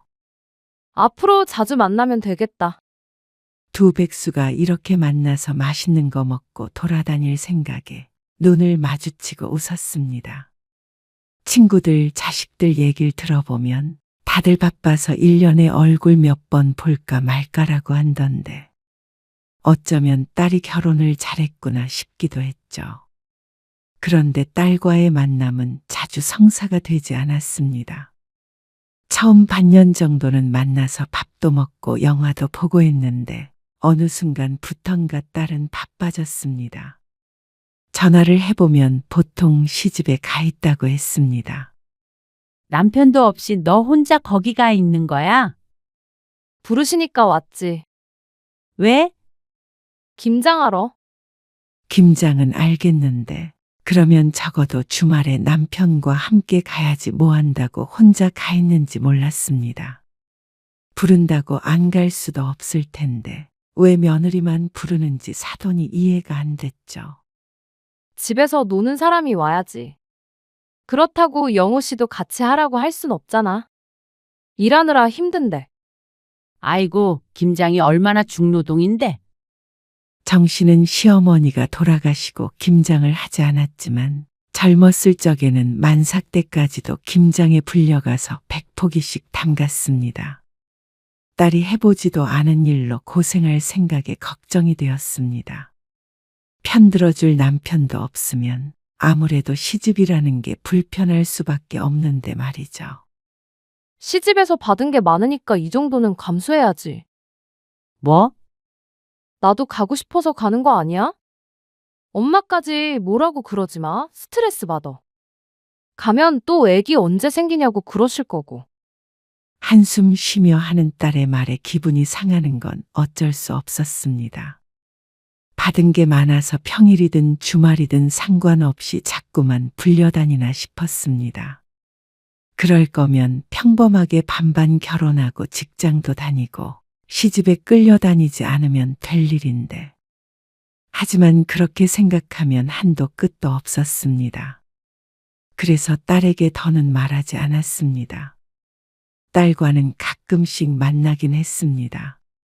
그런데 대부분 딸이 집으로 찾아왔죠. 집이 좋다? 너희 집은 따로 있잖아, 이제. 우리 엄마 너무 정없네. 나 배고프다. 나가서 먹자니까 왜 엄마 귀찮게 자꾸 집에서 먹자고 그래? 집밥 먹고 싶어서 그렇지. 집밥 같은 건 신경도 안 쓰던 딸이 독립을 하긴 했구나 싶었습니다. 요리할 줄 아는 게 많지 않으니까 먹는 게 부실하구나 싶었습니다. 너 집에서 밥은 해 먹지? 맞벌이 하면 모르겠는데 전업주부 됐으면 그래도 이것저것 할 줄 알아야지. 안 그래도 요리학원 등록했어. 그거는 시어머니가 등록해 주셨지? 그래서 요새 바쁘다고 했습니다. 집안일 하는 것도 보통 일이 아닌데 해야 할 일이 많다며 말이죠. 그러던 어느 날이었습니다. 딸이 정 씨에게 전화를 해왔습니다. 엄마, 나 50만 원만 빌려줘. 뭐? 50만 원? 응. 급해서. 다급해 보이는 딸의 목소리에 정 씨는 묻지도 않고 바로 딸에게 50만 원을 송금해 주었습니다. 그러자 고맙다는 카톡 메시지가 왔습니다. 친구의 결혼식인데 축의금을 깜빡했나 어쨌나. 아무튼 그런 말을 덧붙였는데 정 씨는 금방 주겠거니 해서 신경 쓰지 않았습니다. 그날 딸에게서는 연락이 없었고 다음 날도 마찬가지였습니다. 의아하긴 했습니다. 기억력이 좋아서 1억을 잊어버릴 딸이 아닌데 빌려간 돈을 안 갚으니 말이죠. 그런 딸에게 돈을 돌려달라는 말은 하지 않았습니다. 시집간 딸에게 50만 원 정도는 이벤트성으로 용돈으로 줘도 되겠다 싶었습니다. 그런데 어느 날 오랜만에 딸을 만났을 때 조금 이상한 걸 느꼈습니다. 수빈아, 엄마 예솔이 결혼식 때 입을 옷 좀 같이 골라줄래? 조카 결혼식이 보름 앞으로 다가왔을 때였습니다. 집에 있는 옷을 입고 가려니까 남편이 맨날 똑같은 옷만 입는다며 딸과 함께 백화점에 다녀오라고 했습니다. 때마침 딸이 요리학원도 요가도 안 가는 날이라길래 모처럼 딸과 쇼핑이나 해야겠다 싶어서 딸을 불러냈습니다. 이거 어때? 예쁘다. 화사해 보여. 갈색 빛의 긴팔 원피스를 들어 몸에 대보자 딸이 고개를 끄덕였습니다. 아까 전에 입어보았던 살구색 블라우스를 살까 원피스를 살까 고민하던 찰나에 딸에게 딱 어울릴 만한 옷이 보였습니다. 수빈아, 너는 이거 어때? 너도 하나 사면 되겠다.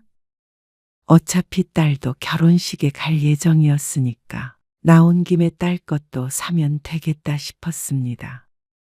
딸한테 무척 어울릴 것 같기도 했고 말이죠. 그런데 딸이 어쩐지 시큰둥한 반응을 보였습니다. 별로 마음에 안 드네. 왜? 예쁜데? 고급스러워 보이고. 딸이 미적지근한 반응을 보였습니다. 부잣집 며느리가 되더니 눈이 높아졌나 싶었습니다.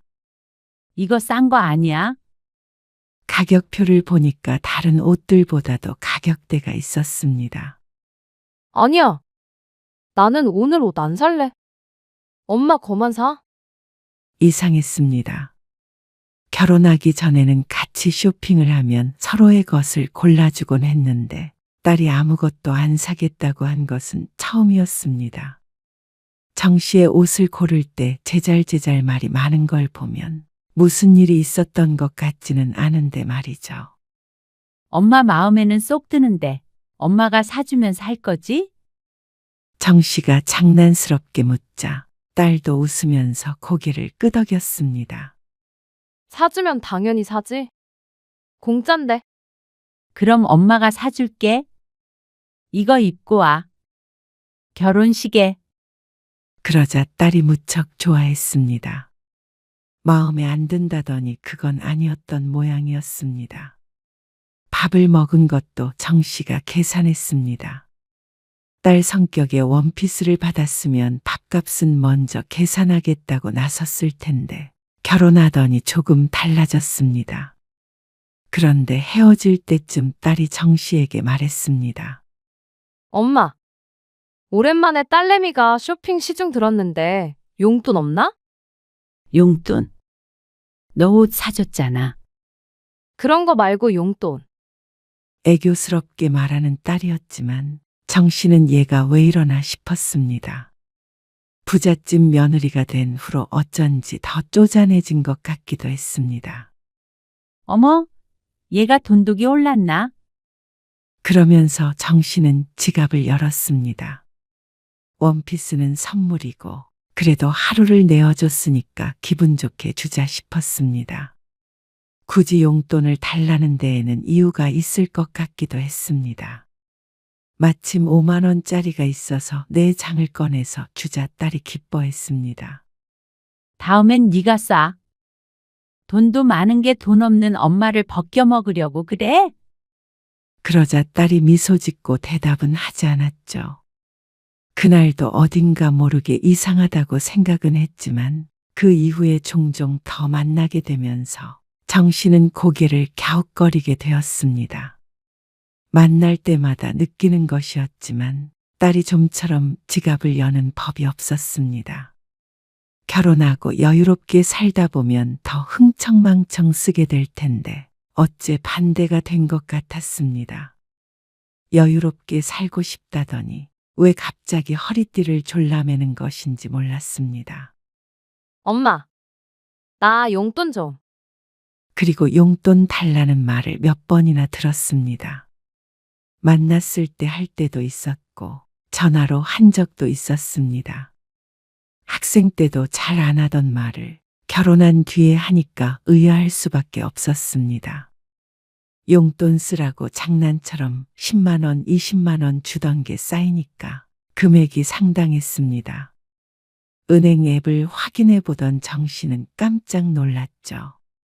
그러던 어느 날이었습니다. 남편의 환갑이 다가올 때였죠. 무슨 여행이야? 그냥 수빈이 불러서 밥 한 끼 먹으면 되지.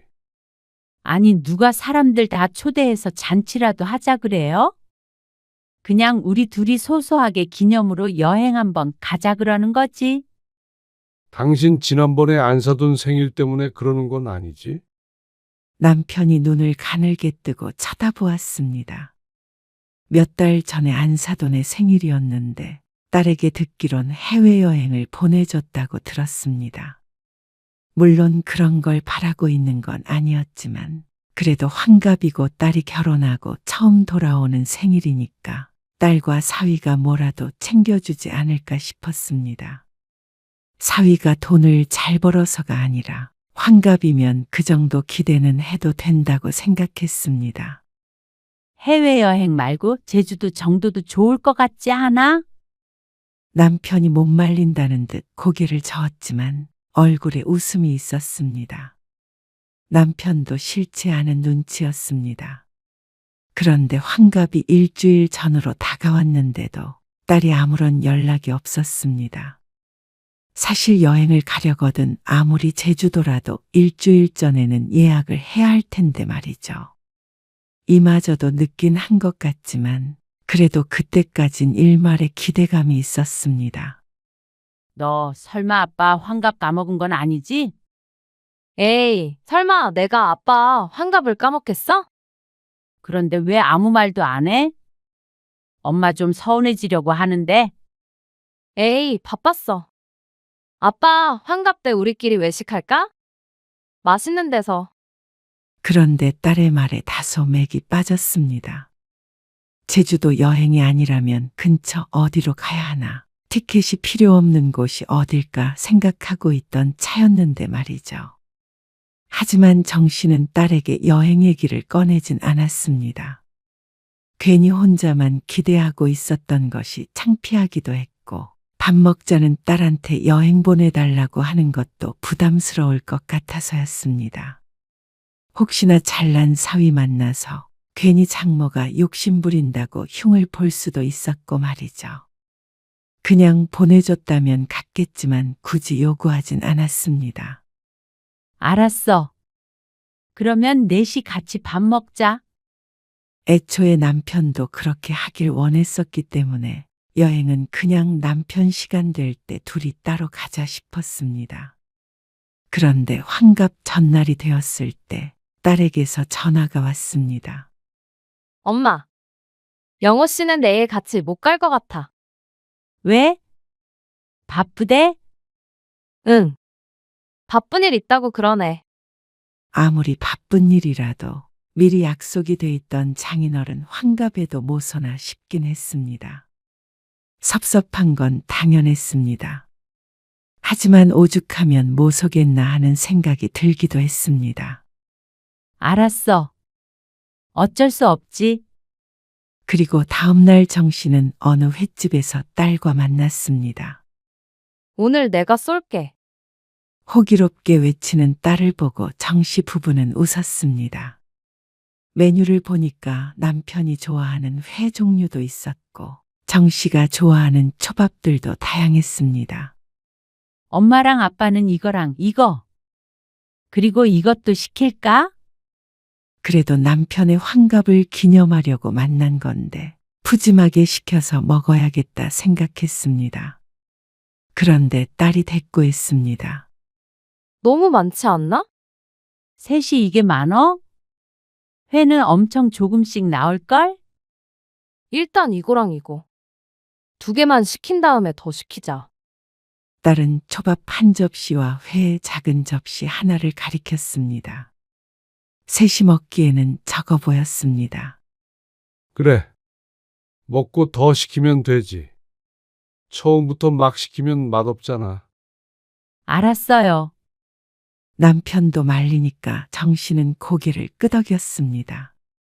그런데 회는 정말 작은 접시에 나왔고 초밥도 몇 조각 되지 않았습니다. 정씨가 양이 많은 편은 아닌데 혼자서도 먹을 수 있겠다 싶었습니다. 그러지 말고 여러 개 같이 나오는 걸로 세트 같은 거 없어?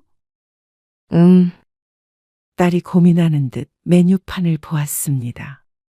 답답했던 정씨가 메뉴판을 손가락으로 가리켰습니다.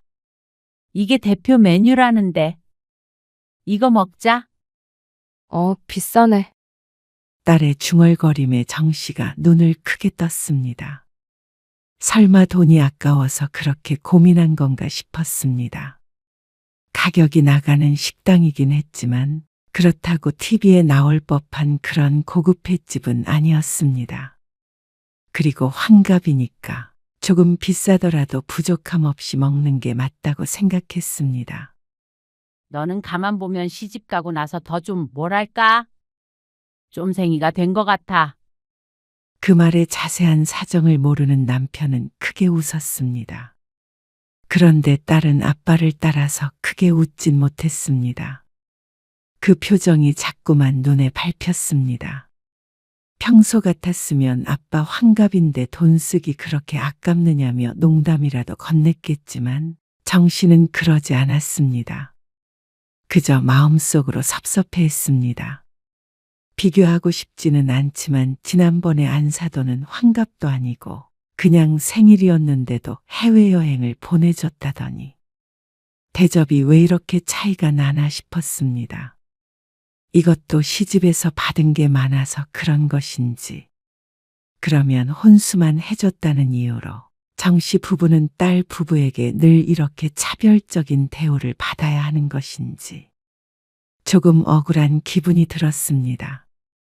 딸을 벗겨먹고 싶은 생각은 추호도 없었습니다. 다른 때는 정씨가 대부분 샀고 말이죠.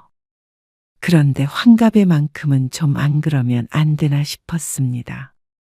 그런데 식사를 마치고 계산을 하려는데 딸이 지갑을 열더니 카드 한 장을 꺼내고 휴대폰을 같이 내밀었습니다. 반은 카드로 해주시고요. 반은 여기 핸드폰으로 해주세요. 의아하게 쳐다보고 있자 딸이 무슨 세금 때문이라고 얼버무렸습니다. 그런데 남편이 먼저 나가고 화장실에 들렀을 때 딸이 사위와 통화하는 소리를 듣게 됐습니다. 문자 갔어. 얼마 안 나왔지. 알았어, 선물. 선물은 그냥 식사한 걸로 대신하는 거지, 뭐. 사위의 카드였는지 보고를 하고 있는 것 같았습니다. 그런데 얼마 안 쓴 거를 강조하는 게 너무 기분이 상했습니다. 역시나 메뉴판을 보고 망설인 게 정말로 망설인 것이 맞았던 모양이었습니다. 딸이 전화를 끊고 돌아서자 정씨가 딸에게 따져 물었습니다. 너는 아빠 환갑에 돈 쓰는 게 그렇게 아까워? 아까 묻지 못했던 말을 이제야 물었습니다. 그러자 딸이 깜짝 놀라며 언제 왔냐고 물었습니다. 언제 온 게 중요해? 박서방도 돈 조금만 쓰래. 집 안 해줬으니까? 그런 게 아니고. 그런 게 아니면 뭐야? 그런데 딸의 얼굴이 갑자기 어두워졌습니다. 화가 났던 정씨도 영문을 몰라 쳐다보고 있자 딸이 우울한 말투로 말을 했습니다. 사실 눈치 보여서 그래. 뭐가 눈치 보이는데? 돈 안 벌고 집에 있으니까. 밖에서 돈 쓰기 눈치 보여. 세상에 근 몇 년간 들었던 말 중에서 가장 황당한 말이었습니다. 집에 돈이 없는 것도 아니고 또 자의로 직장을 그만둔 게 아닌데 무슨 눈치가 보인다는 건지 몰랐습니다. 돈 쓰고 취미 생활하며 지내라고 집에 주저앉힌 것이 아닌 모양인지 이해가 가지 않았습니다. 네가 눈치를 그냥 보는 거야? 아니면 박서방이 눈치를 주는 거야? 그게 가장 중요했습니다. 그런데 딸은 대답하지 않고 고개를 숙였습니다. 그 모습을 보자 억장이 무너지는 것 같았습니다. 8살이나 어린 여자, 손에 물 한 방울 안 묻히겠단 말로 꼬셔서 결혼해서 직장도 그만두게 했으면 다른 건 몰라도 돈 때문에 눈치는 주지 말아야 하는 거 아닌가 싶었습니다. 박서방 요새 힘드니? 돈 못 벌어?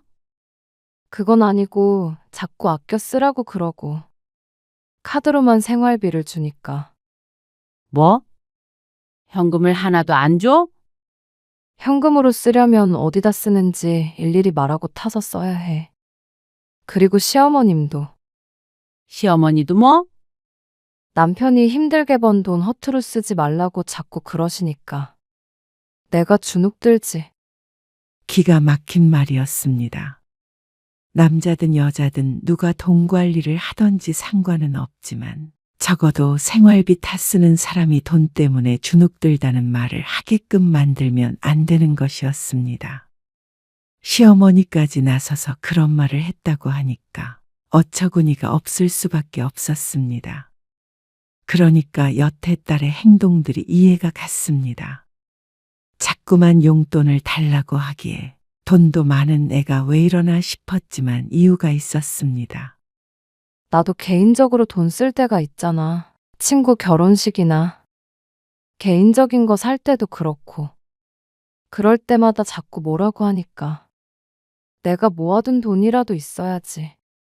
직장 다니면서 모았던 거는 결혼하면서 이것저것 소소하게 집 꾸미고 하면서 다 썼단 말이야. 그러면서 딸도 그럴 줄은 몰랐다고 하소연했습니다. 대놓고 너는 돈 쓰지 말라고 구박하는 건 아닌데 자꾸만 어디에 썼는지 확인하고 캐물어서 돈 쓰기가 무섭다고 했습니다. 근데 진짜로 영우 씨가 아빠한테 돈 많이 쓰지 말라고 한 건 아니야. 그냥 내가 돈도 안 버는데 남편 카드로 몇십만 원 긁으려니까 좀 그래서. 혹시라도 왜 이렇게 비싼 거 먹었냐고 그러면 나도 좀 기분이 그렇잖아. 어떻게 이런 생각까지 하면서 사는지 몰랐습니다. 정씨는 기가 막혀서 말이 잘 나오지 않았습니다. 마음 편히 살겠다더니 차라리 회사에 다니는 게 훨씬 나았을 것이었습니다. 그러면 남편이 참견하지 않을 돈은 다달이 생겼을 테니 말이죠. 그러고 어떻게 지내?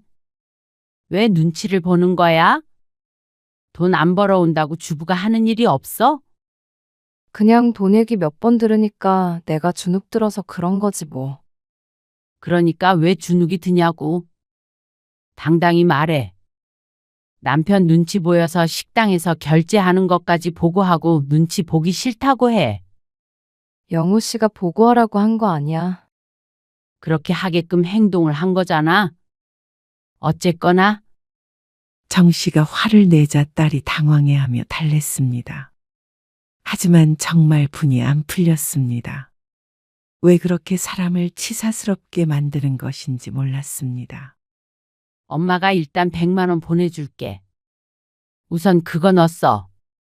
그리고 박서방이랑은 무조건 똑바로 대화 나눠. 정씨는 애써 화를 가라앉혔습니다. 정씨가 흥분한다고 될 문제가 아니었습니다. 딸이 사위랑 해결해야 하는 것이었습니다. 알았어. 딸은 얼굴을 일그러뜨렸습니다. 남편에게도 차마 말하지 못했습니다. 얼마나 마음 아파할지 뻔히 보였습니다. 그런데 그 뒤로도 해결되는 게 아무것도 없었습니다. 엄마, 나 급하게 학교 선배 돌잔치에 가야 하는데 20만 원만 보내주면 안 돼? 딸의 말에 정씨가 침묵했습니다. 그러자 딸이 안절부절 하지 못했습니다. 지난번에 아는 사람 결혼식이 있었는데 이번에 또 돌잔치 있다고 그러면 좀 그렇잖아. 딸의 변명에 정씨는 한숨을 푹 내쉬었습니다. 도대체 이게 말이나 되는 상황인가 싶었습니다. 전업주부라도 가야 할 일이 생기면 가는 거고 축의금을 내면 되는 것이었습니다. 그 정도 사회생활할 돈도 안 준다면 남편을 잡아야 했습니다. 경제적으로 어려워서 무조건 아껴야 하는 상황이라면 모르겠지만 그게 아닌데 왜 그렇게까지 아내를 기도 못 펴게 하는 것인지 이해가 안 갔죠. 이번만 부탁해. 엄마. 응? 딸도 오죽했으면 또다시 이런 부탁을 하나 싶으니 어쩔 수가 없었습니다. 알았어. 보낼게. 전화를 끊고 정씨는 20만 원이 아니라 50만 원을 보냈습니다. 정씨도 돈이 넘쳐나서 그러는 것이 아니었습니다. 그냥 내가 쓸 용돈 딸에게 나눠준다는 생각이었습니다. 이 돈을 왜 정씨가 줘야 하는지는 몰랐습니다. 결혼했으면 이제 보호자는 부모가 아니라 남편이 되는 것인데 말이죠. 그런데 그것조차도 끝이 아니었습니다. 엄마. 나 용돈 좀 줘. 딸은 이미 다 들킨 마당에 거리낄 게 없는 것 같았습니다. 매달 한두 번씩은 꼭 전화를 해서 돈을 타갔습니다.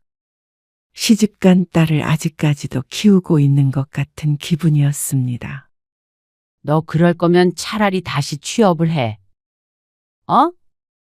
답답한 마음에 딸에게 말했지만 소용없었습니다. 그러면 애기 안 가질 거냐고 시어머니가 엄청 뭐라고 하실걸. 너 거기에 낳으러 갔니? 왜 그런 취급을 받고 살아? 바보야? 내가 너 그러라고 결혼시켰어? 정씨도 자꾸만 화를 안 낼 수가 없었습니다. 어느 친정엄마가 딸이 이러는데 태평하게 있을 수 있을까요? 이제는 딸이 연락만 해도 한숨부터 나왔습니다. 나도 그러겠다고 안 해본 줄 알아? 근데 영호 씨가 너무 싫어하는데 어떡해. 생활비 부족하면 말하라고 하는데 돈 쓸 때마다 눈치 보는 내 심정을 엄마가 알아? 딸도 답답했는지 정씨에게 언성을 높였습니다. 하지만 언성을 높일 사람이 잘못되었습니다. 정씨에게 이럴 게 아니라 남편에게 따져야 했습니다. 너 박서방한테 말 못하면 엄마가 전화해? 아니, 전화를 왜 해? 내가 애야? 애가 아닌데 왜 자꾸 용돈을 달라고 그러냐고. 엄마가 엄마잖아. 친정엄마가 용돈 좀 못 줘? 돈 버는 남편이 살림하는 아내 용돈 좀 못 줘? 생활비와 용돈은 별개야. 전업주부라도 당당하게 말할 수 있어야지. 돈 한 푼 마음대로 못 쓰고 어떻게 사니? 그러자 딸이 말이 없었습니다. 정씨도 딸에게 이렇게까지 이야기하고 싶지 않았습니다. 안쓰러워서 몇만 원이라도 더 주고 싶은 심정이었습니다. 그런데 그걸로 해결이 되는 게 아니었습니다. 언제까지 개인적으로 용돈을 주며 살까요? 1년, 10년? 말도 안 되는 것이었습니다. 그래서? 엄마는 이제 나 안 도와주겠다는 거야? 딸의 물음에 정씨는 깊은 숨을 들이쉬고 말했습니다. 도와주고 싶어. 하지만 이런 식으로는 안 돼. 이제부터 용돈 못 줘. 진짜 엄마 너무한 거 아니야? 내가 엄마 아니면 누구한테 이런 말을 해? 그 말에 심장이 철렁했지만 그런다고 또다시 돈을 줬다가는 한도 끝도 없었습니다. 너무해도 어쩔 수 없어. 엄마는 이제 너한테 한 푼도 안 줄 거야. 나도 이제 전화 안 해. 그러고 전화가 끊어졌습니다. 이제 지지든 볶든 저들끼리 알아서 하겠거니 생각했습니다. 실제로 일주일 넘게 전화 한 통 오지 않았죠. 그런데 한 열흘째 되던 날 저녁에 딸이 집으로 찾아왔습니다. 갑자기 웬일이야? 박서방은? 남편이 고개를 쭉 빼며 딸의 뒤편을 두리번거렸습니다. 나 혼자 왔어. 딸이 거실 바닥에 앉더니 말했습니다. 엄마, 아빠, 차라리 나 목돈을 좀 줘. 뭐? 용돈 10만 원, 20만 원 찔끔찔끔 주는 게 아니라 5천만 원, 아니다. 나 결혼시키면 보태주려고 했던 돈 나한테 주면 되잖아. 그러면 내가 이렇게 안 살아도 되는 거잖아. 딸의 말에 남편이 놀란 눈을 했습니다. 이게 도대체 무슨 말이야? 정 씨가 한숨을 쉬면서 대충 설명을 하자 역시나 남편도 노발대발했습니다. 이런 날강도 같은 놈이 다 있어. 좀처럼 남 욕을 하지 않는 남편도 사위더러 이놈 저놈 하면서 분노했습니다. 하지만 그렇다고 돈을 주겠다고 하진 않았습니다. 정 씨도 같은 생각이었습니다. 차라리 결혼할 당시에 그렇게 말했다면 모르겠지만 이 상황에 딸에게 돈을 준들 뭐가 달라지나 싶었습니다. 맨몸으로 결혼해서 이런 거 같아. 혼수 그 정도 했으면 맨몸도 아니야. 엄마는 더 돈 못 주니까 네가 알아서 해. 정 씨는 딸에게 차갑게 말했습니다. 머리끄댕이를 잡든 뭘 하든 네 남편이랑 해결을 봐야지. 왜 엄마 아빠한테 돈을 달라고 그래? 시집에서 집도 받고 남편 돈 타서 쓰니까 그런 거잖아. 그거 전부 다 네가 원한 거잖아. 정 씨가 그렇게 말릴 때는 귓등으로도 안 듣더니 결국 돈 안 주는 부모 탓으로 돌리려나 싶었습니다. 정 씨는 딸을 집에서 내쫓아 버렸습니다. 한 푼도 못 준다고 했지? 정 씨는 속으로 생각했습니다. 딸에게 지원해 주려고 했던 돈도 나중에 주게 되더라도 딸이 사위와 단판을 지은 뒤여야 했습니다. 그렇지 않고 몰래 돈만 숨겨놓고 쓰면 부부 사이가 무슨 의미가 있을까요? 나중에 그게 더 탈이 날 수도 있었고 말이죠. 딸은 쫓겨난 것에 충격을 받았는지 한동안 연락이 없었습니다. 그런데 어느 날 안사돈에게서 전화가 왔습니다. 내 참 세상 그렇게 독한 애는 처음 봤어요. 우리가 있는데도 남편한테 눈 동그랗게 뜨고 제가 뭐라고 하면 시집살이라고 난리를 칠 거고 사돈께서 따끔하게 혼 좀 내주셔야겠네요. 이런 황당한 전화는 처음 받아봤습니다. 교양 있는 척은 혼자 다 하지만 어떻게 이런 일로 사돈에게 전화를 걸 수 있는지 이해가 안 갔습니다. 저는 그런 건 모르겠고 애들이 알아서 하겠죠? 결혼한 자식 부부 문제를 가지고 제가 어떻게 끼어드나요? 그러니까 시어머니인 당신도 끼어들지 말라는 말이었습니다. 안사돈은 기막혀하며 전화를 끊었습니다. 그런데 정 씨는 기분 나쁜 전화를 받고도 어쩐지 웃음이 났습니다. 둘이서 지지고 볶고 알아서 하라고 했더니 정말로 따지긴 한 모양이었습니다. 그러다가 며칠 뒤 딸에게서 연락이 왔습니다. 엄마, 아빠, 설에 우리 안 내려갈 테니까 해외여행 한번 다녀와. 뭐? 무슨 소리야 갑자기? 시어머니만 해외여행 보내드리고 아빠 환갑 그렇게 보낸 거 내가 두고두고 가슴 아팠어. 너 무슨 돈으로? 무슨 돈이긴. 남편 돈이지. 아니, 우리 돈이지. 잘 해결이 된 거야? 아주 시집에서 뒤집어 엎어버렸지. 이제 시집이랑 처가랑 뭐든 똑같이 하기로 했어. 일단은 생활비랑 낯쓸 돈은 따로 주기로 했고. 그게 과연 다 해결이 된 건가 싶었습니다. 근본적으로 해결된 건 없어 보였습니다. 어쨌거나 남편에게 의존할 수밖에 없을 테니 말이죠. 그런데 딸이 여러 가지 반가운 소식을 전했습니다. 엄마, 그리고 나 임신했어. 뭐? 정말? 응. 사실 이혼 생각도 잠깐 했는데 애 생기니까 마음이 좀 달라지더라. 그래서 한 번만 더 돈 때문에 내가 눈치 본다고 느끼면 애 데리고 도망가 버린다고 했어. 그리고 그때 가서도 그러면 정말 나 이혼도 감수할 생각이야. 아참, 그리고 애 낳고 2돌 되면 나도 다시 취업하기로 했고. 정 씨는 손주가 생겼다는 말보다 그 말이 더 반가웠습니다. 내가 번 돈은 터치하지 않기로 했어. 나도 너무 억울한 거야. 내가 이 집에 뭐 팔려온 것도 아니고 이제 돈 때문에 서럽기도 싫어. 근데 영우 씨는 전혀 그럴 리도 없었다고 싹싹 빌었어. 진작 말해볼 걸 그랬다. 그러면서 남편이 벌어오는 돈을 당당하게 쓰기로 했다고 했습니다. 전업주부가 죄인은 아니라면서 말이죠. 그제서야 정 씨는 안심할 수 있었습니다. 어떤 방식으로든 제 권리를 되찾았다고 하니까 다행이었습니다. 물론 앞으로도 계속 그럴지는 지켜봐야겠지만 적어도 그 전에 우울한 딸의 모습은 더 이상 없는 것 같았습니다. 전에 달라고 했던 돈은 혹여나 모를 나중에 딸의 미래를 위해 가지고 있을 생각이었습니다. 딸도 이제 그 돈을 달라고 하지는 않았으니 말이죠. 그러니까 해외여행 가. 알겠지? 딸의 말에 웃었습니다. 해외여행을 가든 안 가든 이제는 별로 중요하지 않았습니다. 딸이 제대로 된 대접을 받고 산다면 그걸로 됐다고 생각했죠.